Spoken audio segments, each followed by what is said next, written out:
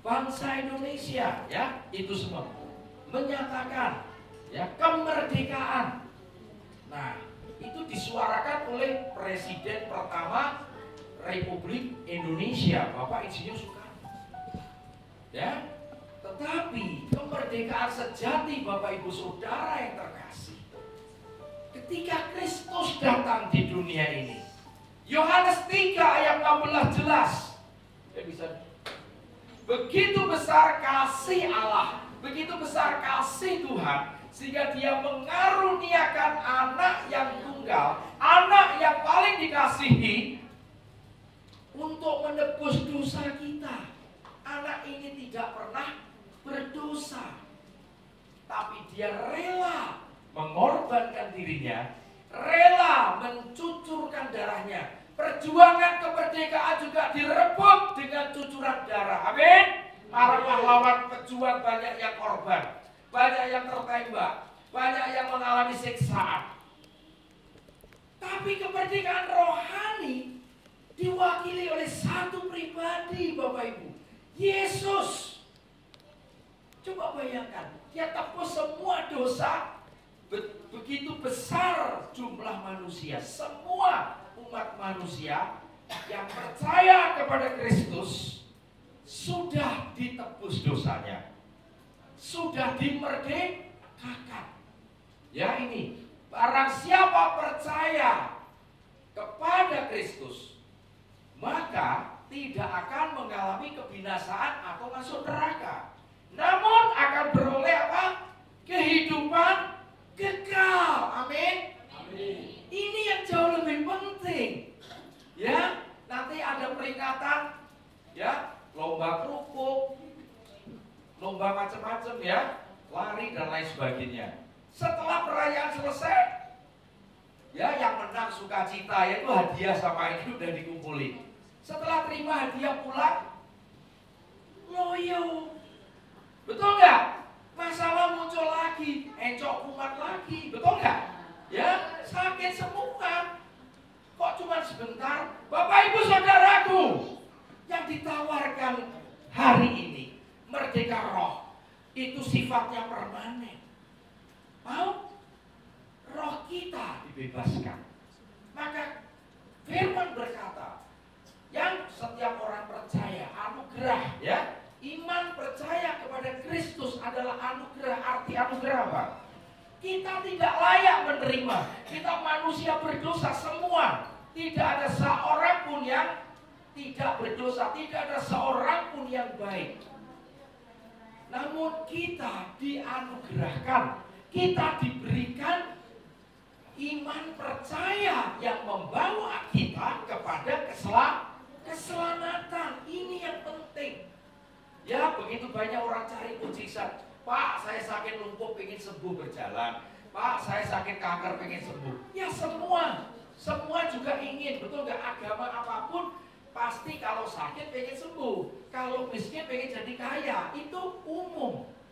Tapi cuma satu, ya, mujizat yang sejati, Bapak Ibu Saudara, ketika kita menerima Dia, seisi penghuni surga bersorak-sorai. Ada apa? Tuhan, satu jiwa aja seisi penghuni surga bersorak. Kenapa? Karena satu jiwa diselamatkan, seluruh penghuni surga bersorak, malaikat bertepuk tangan. Itulah mujizat yang sejati, adalah keselamatan kita manusia. Maka kita perlu dimerdekakan roh. Amin. Ayat lain akan berkata, aku memberikan hati baru dan roh baru di dalam batinmu. Batin itu seperti tempat di mana roh kita, Roh Kudus, Roh Allah itu bernaung. Ya, Allah mencurahkan kasih-Nya ke dalam hati. Hati ada di mana? Di dalam batin kita manusia.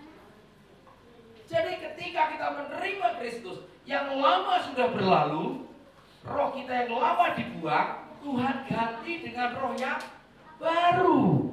Kita jadi bayi rohani. Ini penting, hati yang baru.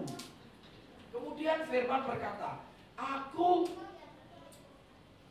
akan menjauhkan hati dari hati yang keras dan memberi hati yang taat. Amin. Dan aku, Tuhan bilang, mau kamu hidup di dalamnya, melakukan kehendakku dan menyelesaikan pekerjaanku. Amin. Itulah yang Yesus katakan. Makananku adalah apa? Melakukan kehendak Bapakku dan menyelesaikan pekerjaannya. Amin. Bapak Ibu harus bisa keluar. Itulah kekuatan. Firman itu harus jadi hidup. Firman itu harus jadi rema. Ya, kita tengking-tengking setan gak keluar-keluar karena firmannya belum berubah jadi rema. Nah, untuk bisa berubah jadi rema, ada campur tangan dari Roh Kudus. Nah, Roh Kudus bagaimana? Di dalam hidup setiap orang percaya, Tuhan beri jaminan Roh Kudus akan tinggal, stay. Roh Kudus tidak bekerja kalau kita tidak ajak kerjasama. Nah, inilah kuncinya. Jadi kalau kita malas baca firman, kalau kita malas merenungkan, kalau kita malas praktek firman, Roh Kudus itu diem. Roh Kudus tidak akan bergerak. Roh Kudus tidak akan bekerja tanpa kita melibatkan Dia. Paham? Nah, jadi merdeka, roh kita dimerdekakan. Kita sudah tidak menanggung dosa lagi. Dosa ditanggung semua di dalam diri seorang dari firman yang menjadi daging di dalam diri Kristus. Harusnya kita ikut menanggung, betul? Dulunya kita dibelenggu dengan dosa. Kristus datang, salib Kristus yang membuat kita hidup kembali. Salib Kristus yang membuat kita menang atas dosa dan maut. Maka Yesus dikatakan di kayu salib, hai maut, di mana sengatmu? Paham? Sengat maut adalah dosa, tidak ada lagi. Perhatikan Bapak Ibu Saudara, apa karya yang terbesar? Ya, iblis sudah dikalahkan. Amin.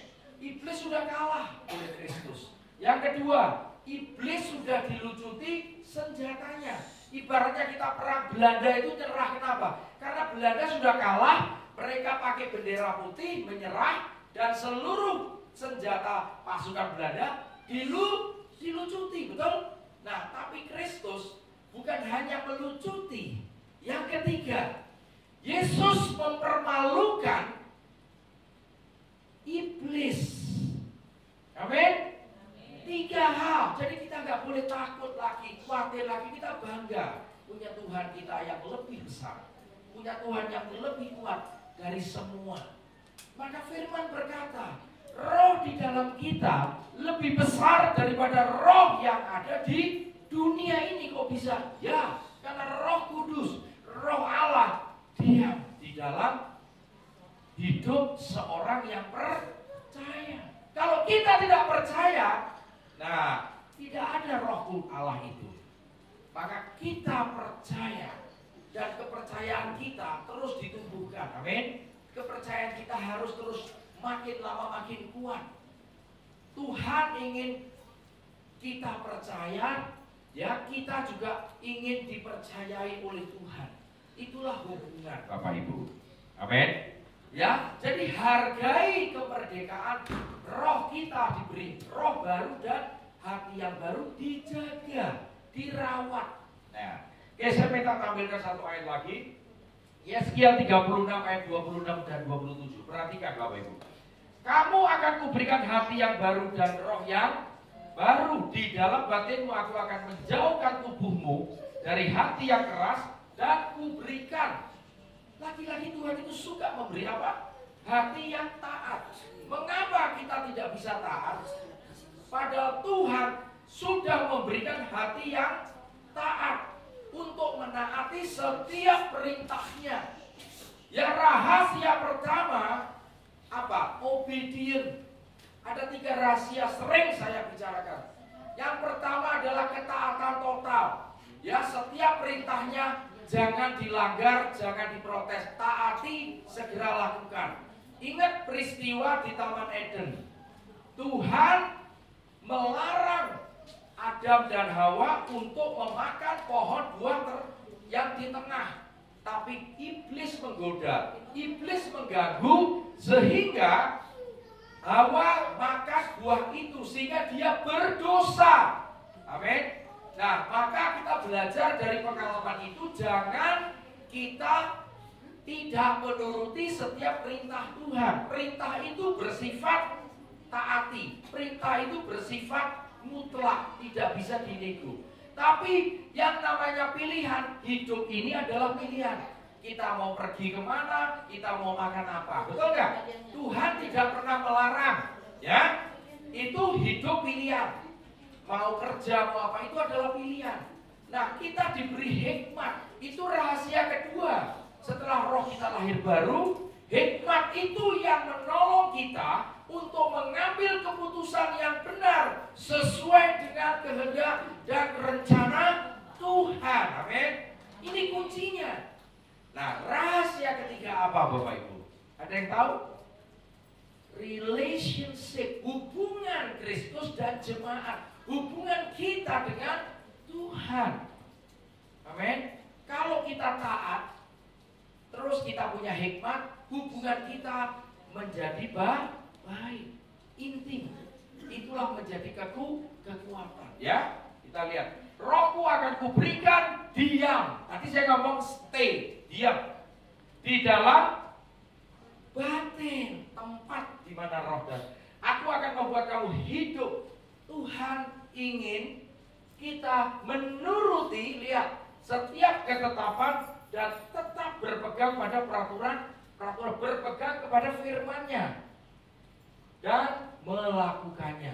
Jadi rahasia berikutnya, mendengar dan melakukan, Bapak Ibu. Yang kita sering mendengar khotbah, kita sering mendengar firman Tuhan, kita sering membaca, tetapi jarang melakukan. Tuhan pesan, setelah kita lahir baru, setelah kita dimerdekakan, kita harus menaati dan melakukan setiap perintah dan pesan Tuhan. Perhatikan, ketika kita membaca firman dan firman itu terngiang-ngiang di dalam telinga kita, kenapa sabar? Baca lagi, muncul kata sabar.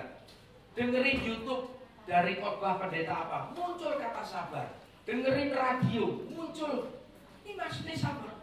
Perhatikan, artinya Tuhan ingin kita belajar sabar. Berarti Tuhan tahu kelemahan dan kekurangan kita. Amin. Jadi dalam kemerdekaan kita jangan euforia. Euforia atau pesta. Ya, seperti nanti perayaan. Ya, lomba kumpul, lomba apa menang, kita dapat hadiah. Bukan itu tujuannya, itu hanya pelengkap. Tapi makna perayaan yang sejati, bagaimana kita mengisi kemerdekaan yang Tuhan sudah berikan. Amin. Ini jauh lebih penting.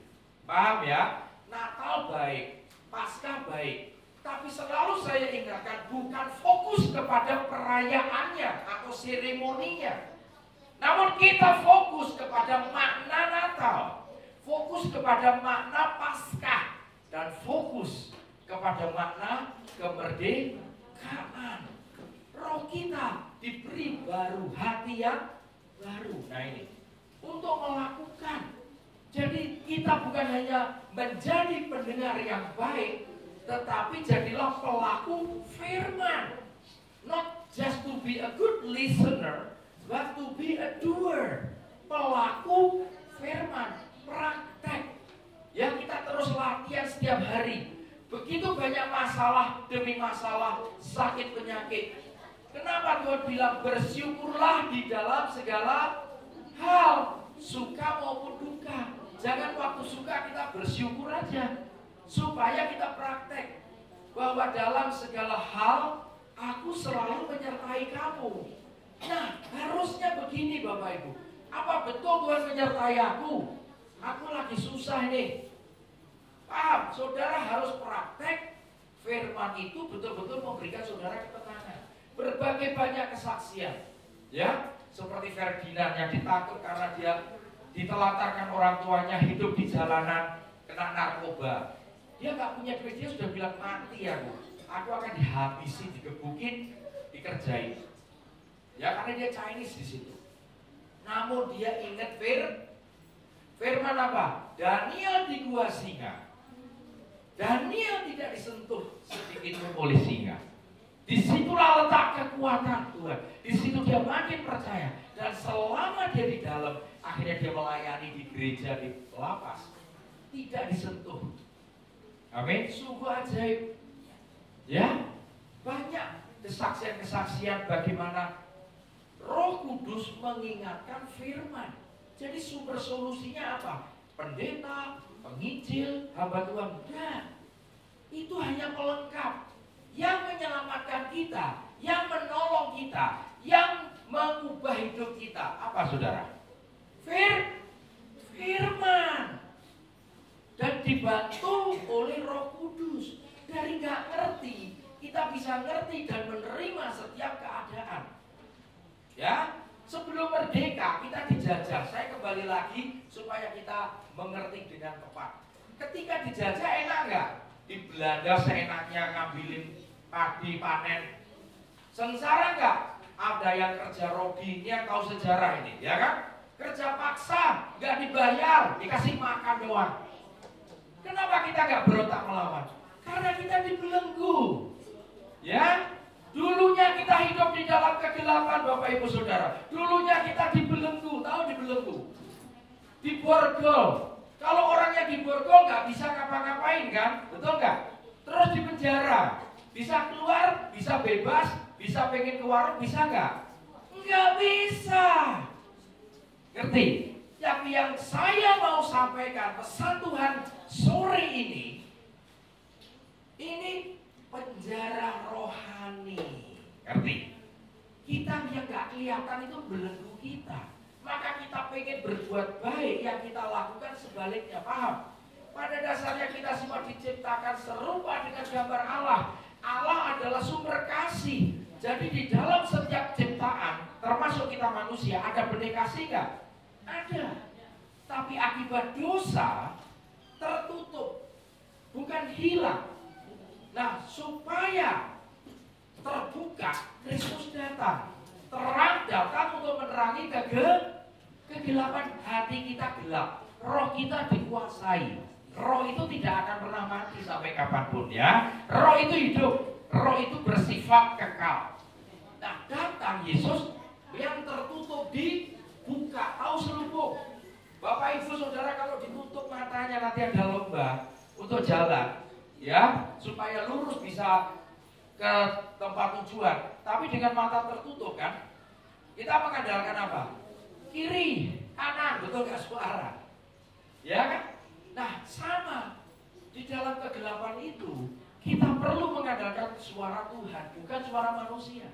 Kalau suara Tuhan itu pasti kebenaran. Kalau suara manusia bisa berubah, menyerupai Tuhan, bukan Tuhan. Tapi Kristus datang untuk membuka selubung yang gelap menjadi apa? Terang kembali. Ya, ini jelas ya. Oke, kita lanjutkan. Nah, supaya kita paham, saya nggak akan bicara lama-lama. Poin berikutnya, apa sih arti? Nah, yuk kita belajar Bapak Ibu ya. Kita dulunya tawanan dosa.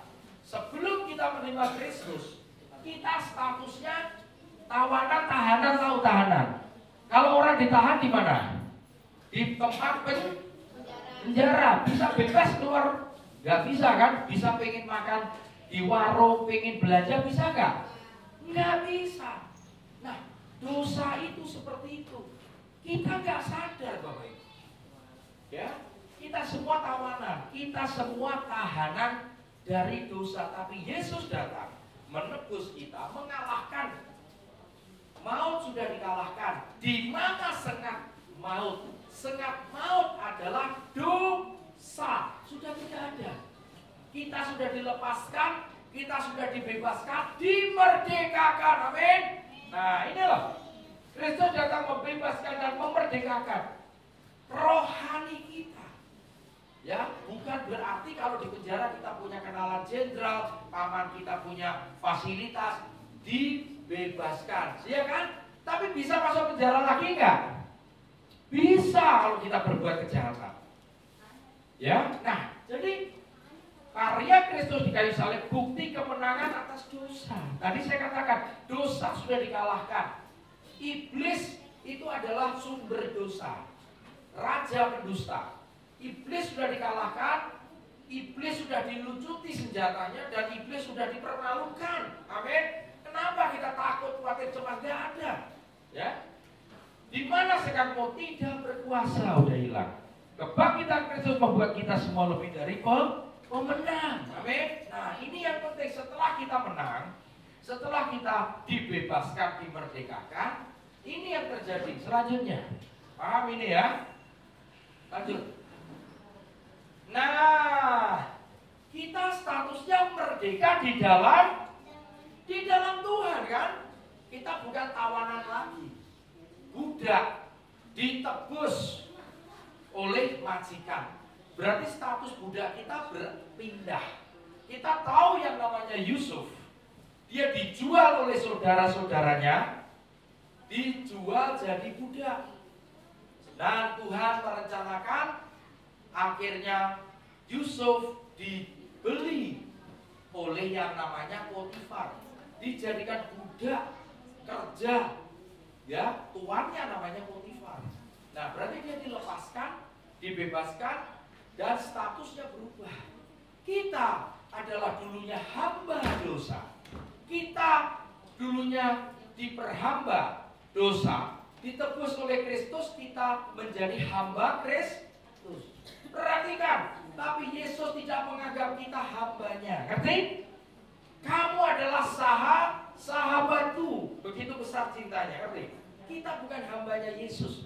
Kita adalah sahabat. Arti sahabat apa? Semua yang Bapa Allah bicara, semua aku sampaikan kepada kamu. Karena kamu, saya dan saudara, sahabat Yesus. Tidak ada yang ditambahi dan tidak ada yang dikurangi. Itulah yang namanya kebenaran firman. Kalau kita baca, jangan pernah menghilangkan satu iota pun. Mau titik, mau koma, no.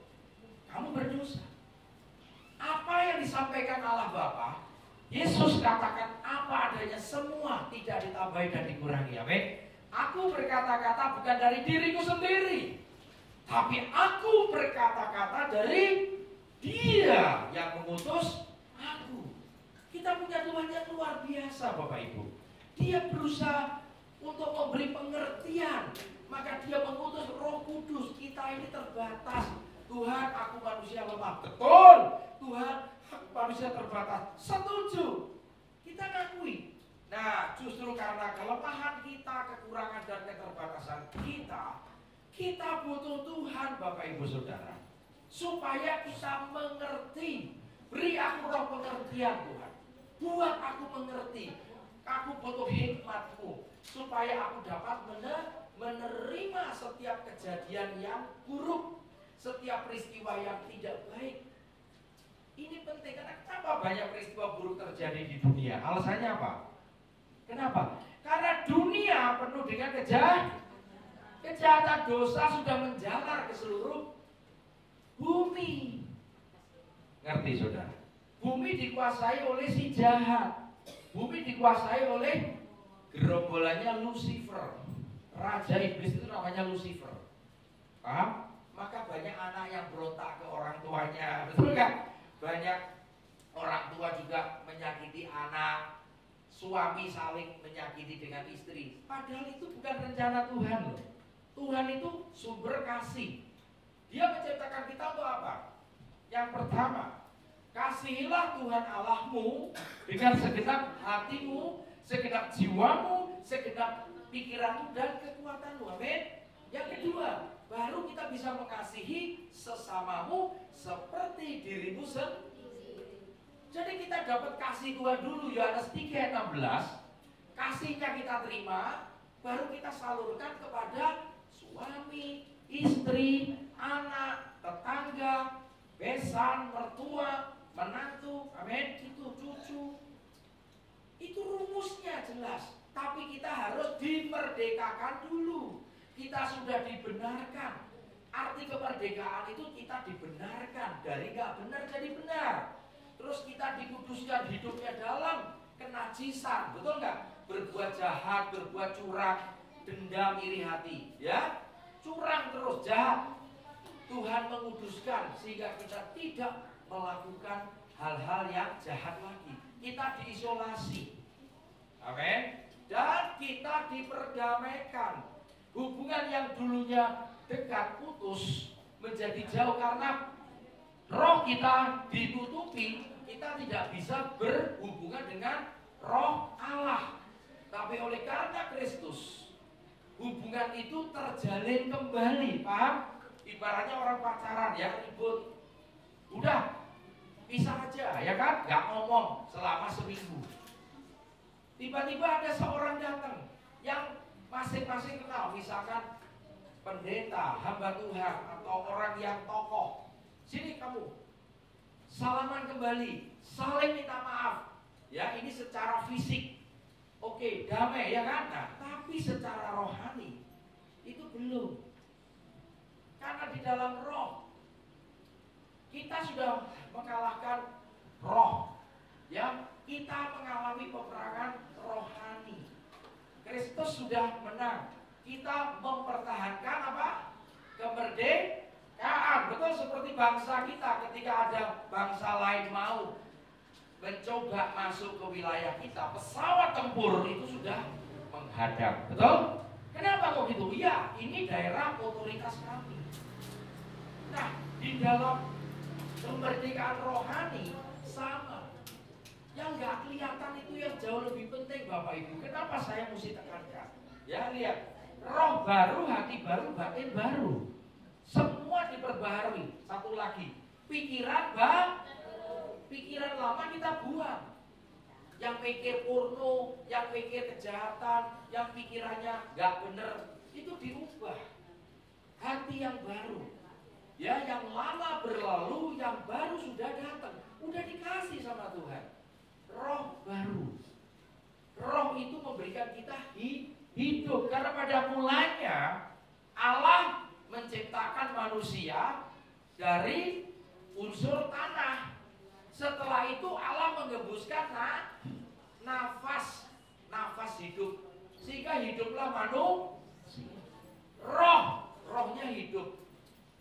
Ya. Jadi poin berikutnya apa? Kita hidup baru, kita tinggalkan cara hidup kita yang lama. Kita tinggalkan manusia lama. Apa sih manusia lama itu? Cara pikir yang lama.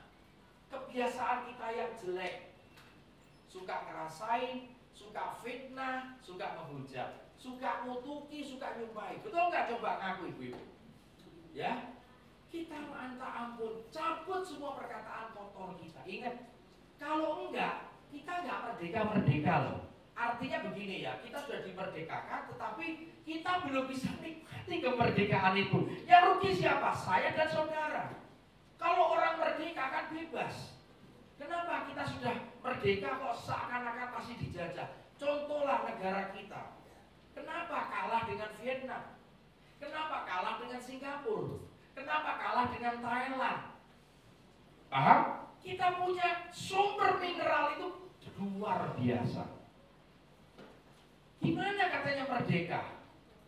Paham? Itu contoh secara fisik. Contoh di dalam alam roh. Ya, kita sering jatuh bangun, Bapak Ibu. Kita sering muncul emosi kita. Kita sering gak bisa menguasai diri. Itu bukti. Itu indikator kalau roh kita belum betul-betul konsisten, stabil. Paham? Nah ini. Tanggalkan cara hidup yang lama. Nanti ada lagunya kita nyanyi. Ya. Kemudian tanggalkan cara pola pikir yang lama. Ayatnya apa? Udah.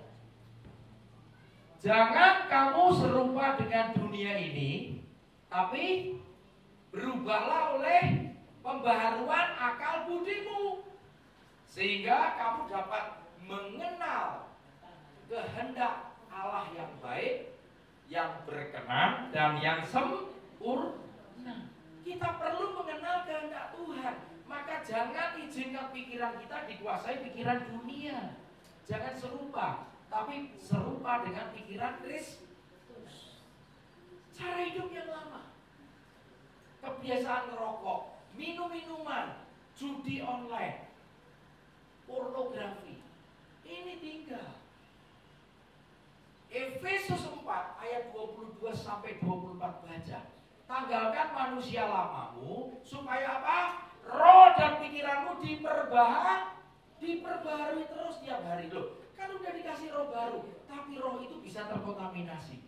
Dikasih pikiran hati yang baru, tapi setiap hari kita berinteraksi dengan sesama kita, itu berpotensi emosi, marah, sakit hati. Betul apa betul?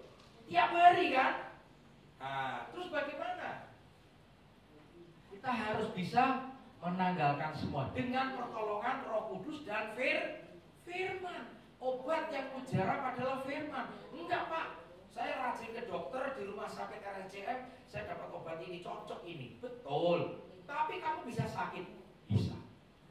Tapi kalau sakit hati, obatnya adalah sakit ada dua, medis dan non medis. Di sini juga ada dokter, ya. Kalau medis bisa dicek di USG, di CT scan, ketemu, oh ini bakteri, oh ini virus, dicarikan obatnya, betul nggak? Nggak mempan, kasih dosis yang lebih tinggi.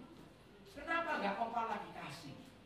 Tapi kalau kita sakitnya non medis, contoh kena guna-guna, kena santet, kerasukan, atau kena penyimpangan kelainan jiwa. Ya, ada yang namanya OCD, ada yang namanya NPD, Narcissistic Personality Disorder, ada yang namanya bipolar, ada yang namanya schizophrenia. Ya, saya nggak perlu jelasin di sini. Sekarang muncul yang baru banyak sekali. Sampai dokter-dokter di psikiater, psikolog juga nggak tahu ini obatnya. Ini gejala yang baru. Ya, saya sering diskusi dengan mereka. Saya nggak ngerti, ini hanya Tuhan. Nah, saya bilang bagus. Kalau engkau mengatakan seperti itu, engkau tidak mengandalkan kekuatan kepintaranmu, setuju, kamu akan ditolong Tuhan. Kamu akan dapat petunjuk. Tidak lama. Kenapa? Ya sudah, serahkan sama Tuhan. Dia sumber segala pengetahuan, amin. Dia sumber semuanya. Paham? Hari-hari ini jahat, betul. Hari-hari ini penyakit makin banyak. Bukan batuk, pilek itu bukan.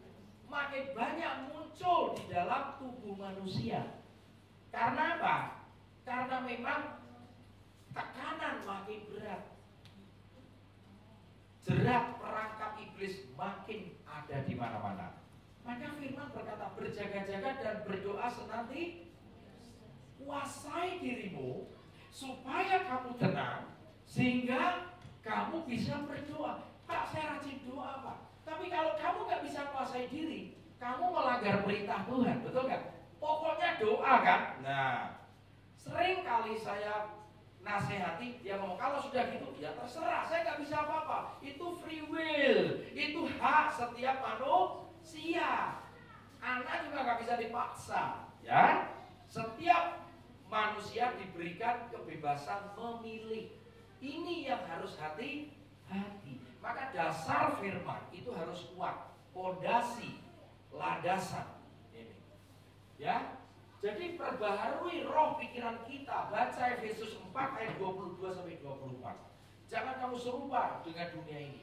Terus pikirkan yang baik, pikirkan yang manis, yang sedap didengar. Semua yang disebut kebajikan, keadilan itu, semua yang ada di firman, pikirkan. Carilah harta surgawi Bapak Ibu. Carilah, kumpulkan harta surgawi, bukan dunia. Karena dunia kita tinggalin semua. Apa yang diikat di dunia, perhatikan, akan mengikat kita di surga. Apa yang kita lepaskan di dunia akan ikut terlepas di surga. Saya mau tanya nih, sebelum saya mau akhiri, yang perlu kita ikat di dunia ini apa? Kita merdeka ya. Kita sudah merdeka. Pertanyaan saya, kita mengikatkan apa selama di dunia setelah kita merdeka? Kalau kedagingan ya kita nggak akan masuk surga. Kita mengikatkan diri kepada Tuhan, firman. Apa yang kamu ikatkan di dunia akan terikat di surga. Artinya firman itu akan kembali ke surga. Betul nggak? Bumi, langit dan segala isinya akan binasa, namun perkataanku kekal. Amin. Itu jadi perkataan Tuhan yang keluar dari mulut Tuhan, itulah yang kita bawa kembali ke surga. Betul? Nah, itu yang kita ikat. Paham ya Bapak Ibu ya? Yang kita lepaskan apa? Yang kita lepaskan apa? Hah? Yang kita lepaskan apa? Tadi udah disebut hawa nafsu, ya, keinginan daging kita, keinginan mata kita, dan yang satu lagi apa?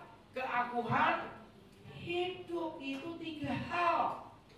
Jangan kita ingatkan, loh Pak, tapi kan kita butuh duit, tapi kan kita masih hidup di dunia, kita bisa marah. Boleh nggak kita marah? Boleh, karena manusiawi. Di dalam daging itu tidak sempurna. Maka Allah berkata, rohku tidak akan lama selama-lamanya tinggal di dalam diri manusia. 70 tahun, betul nggak? Kalau lebih itu bonus. Ya, karena memang tidak sempurna. Kita akan tinggalkan tubuh fana ini Bapak Ibu, dan semua yang kelihatan kita jadi kita ikatannya nggak kelihatan. Apa yang nggak kelihatan? Tapi bisa kita rasakan. Ayo, ini simple. Kita tidak bisa melihat, kita bisa merasakan apa? Apa itu? Produk surga. Sukacita. Sukacita bisa dipegang nggak? Sukacita bisa dilihat nggak? Itu kita ikat. Damai sejahtera. Kita butuh damai di keluarga, di tempat pekerjaan, di tempat pelayanan, dimanapun. Karena itu produk dari surga. Betul nggak? Doa Bapa kami berkata, carilah kerajaan apa? Datanglah kerajaanmu. Betul nggak? Kerajaan surga itu bicara kebenaran, damai sejahtera, sukacita oleh Rohku. Nah itu yang harus kita butuhkan. Kita dapatkan itu. Kita mengikatkan dengan sukacita surga. Kita mengikatkan dengan damai sejahtera supaya aliran damai, aliran sukacita mengalir dari surga ke dunia. Maka ada lagu, ya, api kemuliaanmu tercurah dari surga. Amin. Dari surga ke bumi. Maka kita butuh damai sejahtera, butuh sukacita Bapak Ibu, untuk kita jalani hidup ke depan ini. Kita nggak tahu ke depan, minggu depan, bulan depan akan terjadi apa. Nggak ada yang tahu. Tapi cuma satu kepastian, di dalam Yesus itu ada keselamatan. Itu yang perlu. Di dalam kemerdekaan kita harus isi kemerdekaan kita. Amin. Dengan menjaga hati, menjaga pikiran dan lidah kita serasi sesuai dengan firman Tuhan. Amin. Ya, kita nyanyikan satu lagu. Ku telah mati dan tinggalkan cara hidupku yang lama. Semuanya sia-sia dan tak berarti lagi hidup ini. Ku letakkan pada mesbah-Mu ya Tuhan. Jadilah padamu seperti yang Kau ingini.